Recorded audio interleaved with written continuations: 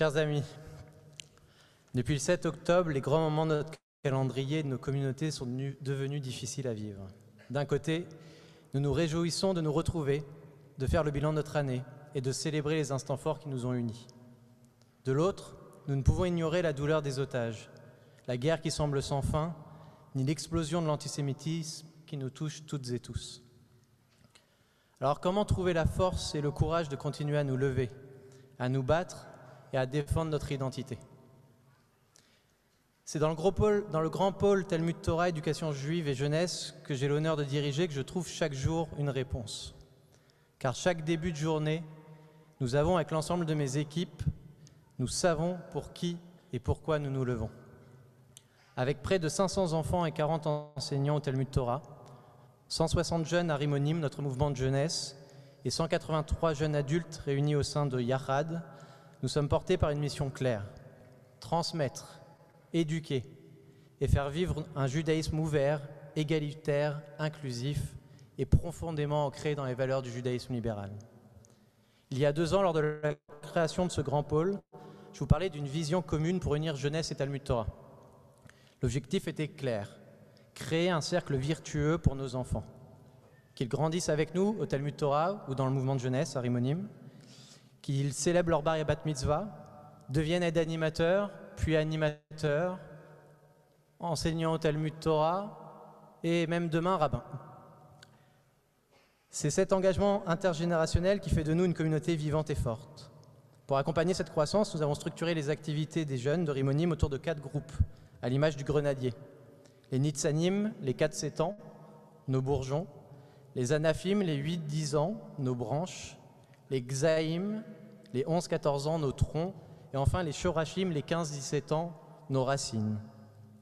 Tout au long de l'année, nous proposons des centres de loisirs, des colonies de vacances, des soirées pour la Havdalah, mais aussi des formations pour devenir aide-animateur. Ces moments sont autant d'occasions de vivre notre judaïsme dans la joie, la réflexion et le partage. Voici quelques grands rendez-vous pour cette nouvelle année. Nous avons les Keitanot, donc les centres de loisirs pour les 4-10 ans, et la prochaine aura lieu pendant les vacances à venir. Les Machanot pour les 8-14 ans, les colonies de vacances que nous organisons au mois d'avril et au mois de juillet. Et là, nous allons, avec les 11-14 ans, les Xaïm, rendre visite à la communauté de Gem Marseille pendant les vacances à venir pour leur faire découvrir aussi d'autres régions où vit le judaïsme. Mais transmettre notre judaïsme ne suffit pas. Il faut aussi préparer nos jeunes à affronter les réalités du monde, et notamment l'antisémitisme qui prend aujourd'hui des formes de plus en plus insidieuses et violentes. C'est pourquoi nous avons lancé Rimonim contre la haine, un programme éducatif ambitieux pour répondre aux inquiétudes de nos jeunes et leur donner les outils pour comprendre, se défendre et leur permettre aussi d'affirmer leur identité. L'année dernière, nous avons formé tous nos jeunes de 11 ans et plus autour de l'histoire et des mécanismes de l'antisémitisme. Les thématiques abordées ont été variées et profondes: les discriminations, le déicide, les stéréotypes sur les juifs et l'argent, les théories du complot, le négationnisme ou encore l'antisionisme. Ces ateliers ont permis à nos jeunes de mettre des mots sur ce qu'ils vivent ou observent et de développer une pensée critique face au discours de haine. Cette année, nous poursuivons ce travail en nous consacrant à l'histoire des Juifs en France. L'objectif est clair: montrer à nos jeunes qu'ils ont toute leur place dans ce pays, qu'ils en sont partie intégrante et que leur identité juive est compatible avec leur citoyenneté française. C'est une manière de leur redonner confiance, de renforcer leur sentiment d'appartenance et de leur offrir des repères solides dans un monde parfois déstabilisant. Et nos jeunes adultes ne sont pas en reste. Le groupe Yachad des 18-35 ans, que vous connaissez sans doute, joue un rôle essentiel dans la construction de la communauté de demain.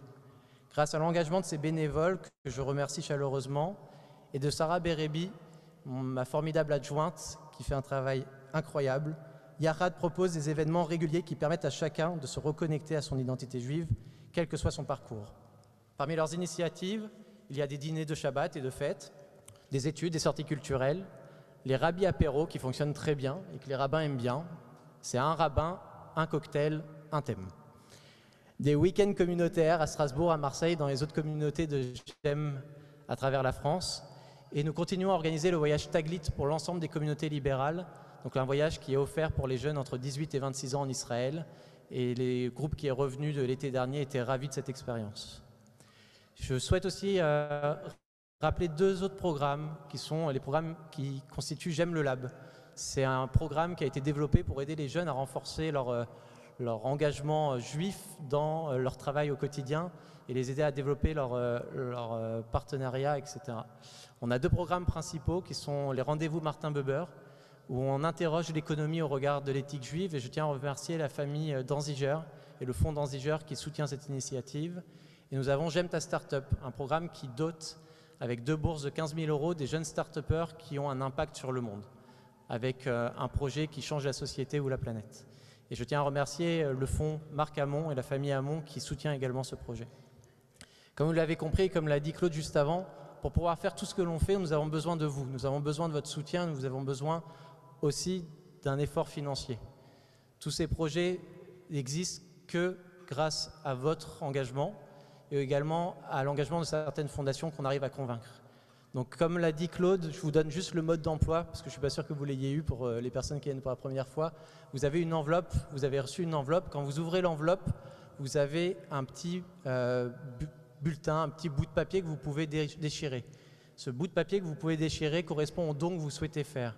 Ainsi, vous pouvez laisser dans l'enveloppe le bulletin avec soit le petit bout de papier déchiré, soit le papier une fois qu'il a été déchiré. Comme ça, ça permet à l'équipe administrative de savoir quel est le montant du don que vous souhaitez faire. Et vous avez un QR code sur le bulletin qui vous permet après de scanner, de faire le don une fois rentré à la maison. Vous l'aurez compris, les amis, nous sommes plus motivés que jamais pour entamer cette année 5786 à vos côtés et particulièrement auprès de nos jeunes. Avant de conclure, je tiens à exprimer ma profonde gratitude à toutes les équipes pédagogiques et administratives de GEM, à nos professeurs du Talmud Torah, à nos éducateurs et à nos animateurs. Rien ne serait possible sans leur dévouement. Et je terminerai avec les mots du Achot Ktana. Puisse l'année qui s'achève emporter avec elle ses malédictions, puisse l'année qui commence apporter avec elle ses bénédictions. Gmar Khatima Tova.